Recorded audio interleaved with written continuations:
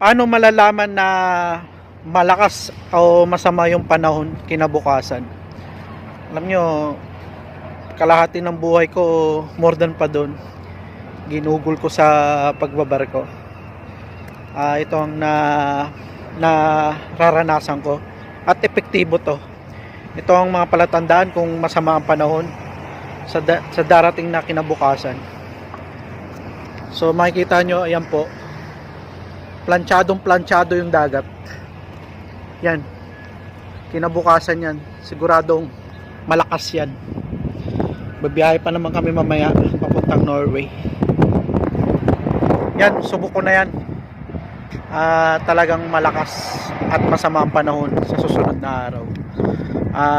Ngayon binalag ko to. Malalaman nyo sa sunod ko na vlog na talagang masama ang panahon.